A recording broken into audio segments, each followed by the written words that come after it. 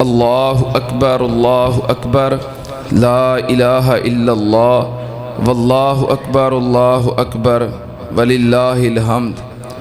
جو احباب مسجد کی طرف آ رہے ہیں ان سے گزارش ہے کہ جلدی جلدی مسجد تک پہنچ جائیں، کیونکہ عید کی نماز کا وقت ہوا چاہتا ہے۔ جو احباب راستوں میں آ رہے ہیں وہ جلدی جلدی پہنچ جائیں۔ اللہ اکبر لا الہ الا اللہ واللہ اکبر وللہ الحمد۔ اللہ اکبر لا الہ الا اللہ واللہ اکبر وللہ الحمد۔ چونکہ عید کی نماز کا وقت 6 بجے ہے اور 6 بج چکے ہیں، اس لیے تمام خواتین و حضرات صف بندی کریں۔ تمام خواتین و حضرات صف بندی کریں۔ نماز عید، عید الفطر ہو یا عید الاضحیٰ ہو، رسول اللہ صلی اللہ علیہ وآلہ وسلم کی سنت مبارکہ یہ ہے کہ آپ پہلے 2 رکعت نماز عید ادا کرتے اور بعد میں خطبہ دیتے، پھر خصوصی دعا فرماتے۔ یہی آپ کی سنت مبارکہ ہے۔ اور آپ نماز عید 12 تکبیرات زائد کے ساتھ ادا فرماتے، وہ نماز عید الفطر ہو یا نماز عید الاضحیٰ ہو، 2 رکعات 12 تکبیرات زائد کے ساتھ، یہی آپ کی سنت ہے۔ پہلی رکعت میں تکبیر تحریمہ کے بعد 7 تکبیرات زائد، پھر اس کے بعد سورہ فاتحہ، پھر سورۃ الاعلیٰ۔ دوسری رکعت میں پہلے 5 تکبیرات زائد، پھر سورۃ الفاتحہ، پھر سورۃ الغاشیہ۔ یہ رسول اللہ صلی اللہ علیہ وآلہ وسلم کی سنت ہے۔ اس کے علاوہ جو بھی طریقے رائج ہیں وہ سنت سے ہٹ کر ہیں۔ انشاءاللہ ہم حدیث رسول صلی اللہ علیہ وآلہ وسلم کے مطابق، آپ کی سنت مبارکہ کے مطابق عید کی نماز ادا کرنے کی، بلکہ اپنے تمام اعمال کو سر انجام دینے کی کوشش کرتے ہیں۔ اس لیے تمام خواتین و حضرات صف بندی کریں۔ نماز عید کے بعد مختصر خطبہ اور خصوصی دعا ہوگی۔ جس نے صرف نماز پڑھی اور بعد میں خطبہ نہیں سنا، اس نے نماز عید کا حق ادا نہیں کیا، اور جس نے صرف خطبہ سنا اور نماز نہیں پڑھی، اس نے بھی نماز عید کا حق ادا نہیں کیا، عید کی نماز کو مکمل نہیں کیا۔ اور نماز اور خطبے کے بعد جو خصوصی دعا ہے، یہ پورے عالم اسلام کے لیے اجتماعی دعا ہوتی ہے، اور یہ دعا اتنی اہم ہے کہ رسول اللہ صلی اللہ علیہ وآلہ وسلم نے فرمایا کہ اس دعا میں تمام خواتین و حضرات کو شرکت کرنی چاہیے، حتیٰ کہ وہ بوڑھے، وہ کمزور جو مسجد میں نہیں آ سکتے، ان کو بھی آپ مسجد میں ضرور لائیں، اور وہ خواتین جنہوں نے نماز نہیں پڑھنی ان کو بھی لازمی مسجد میں لائیں۔ وہ نماز نہ پڑھیں لیکن مسلمانوں کی جو اجتماعی دعا ہے اس میں وہ بھی شرکت ضرور فرمائیں۔ یہ اتنا اہم مسئلہ ہے، اس لیے نماز کے بعد خطبہ اور دعا میں شرکت کرنا یہ ہر مسلمان کے لیے لازمی ہے۔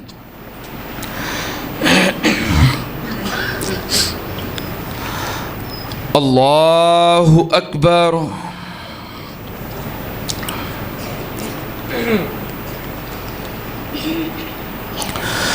اللہ اکبر اللہ اکبر اللہ اکبر اللہ اکبر اللہ اکبر اللہ اکبر اللہ اکبر۔ بسم اللہ الرحمن الرحیم۔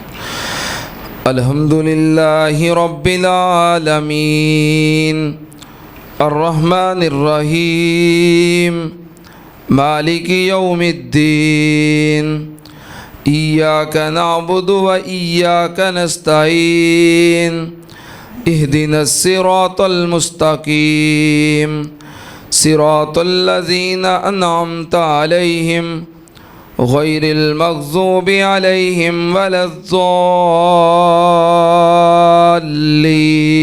الضالين آمين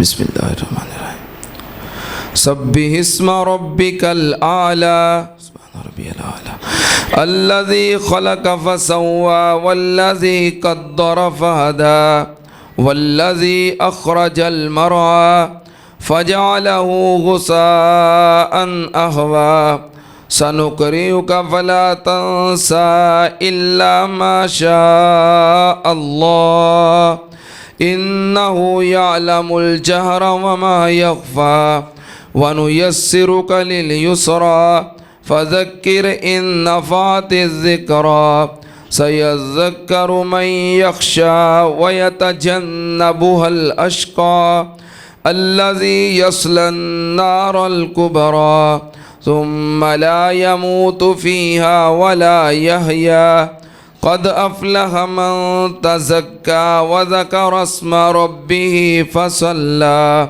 بل تؤثرون الحياة الدنيا والآخرة خير وأبقى إن هذا لفي الصحف الأولى صحف إبراهيم وموسى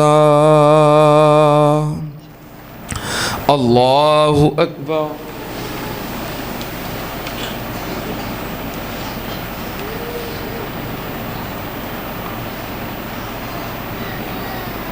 سمع الله لمن حمده الله أكبر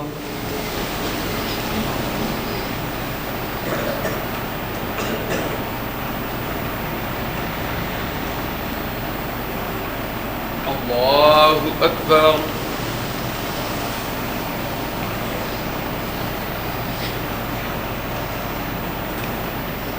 الله أكبر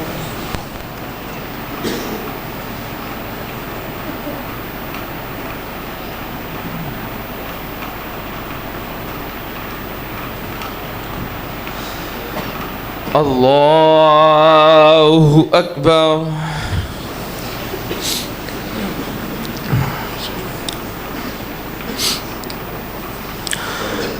الله أكبر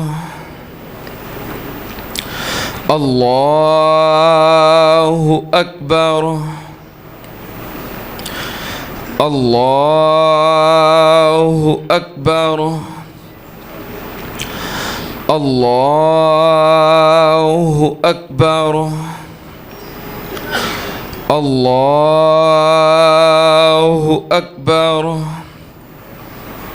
بسم الله الرحمن الرحيم الحمد لله رب العالمين الرحمن الرحيم مالك يوم الدين إياك نعبد وإياك نستعين اهدنا الصراط المستقيم صراط الذين أنعمت عليهم غير المغضوب عليهم ولا الضالين آمين بسم الله الرحمن الرحيم هل أتاك حديث الغاشية وجوه يومئذ خاشعة عاملة ناصبة تصلى نارا حامية تسقى من عين آنية ليس لهم طعام إلا من ذريع لا يسمن ولا يغني من جوع وجوه يومئذ ناعمة لسعيها راضية في جنة عالية لا تسمع فيها لاغية فيها عين جارية فيها سرر مرفوعة وأكواب موضوعة ونمارق مصفوفة وزرابي مبثوثة أفلا ينظرون إلى الإبل كيف خلقت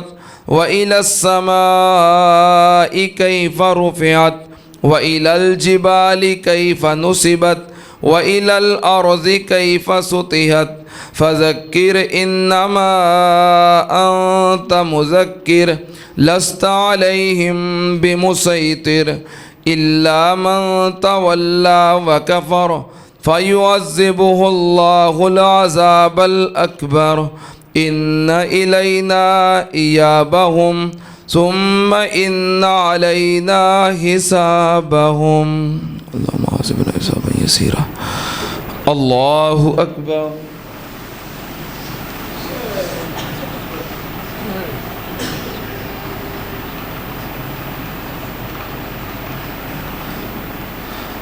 سمع الله لمن حمده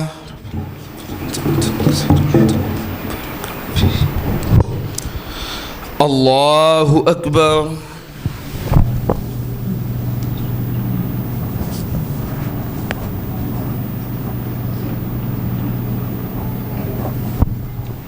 الله أكبر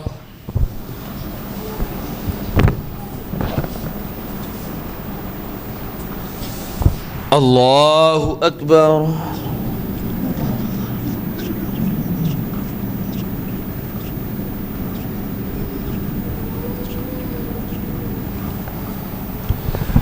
الله أكبر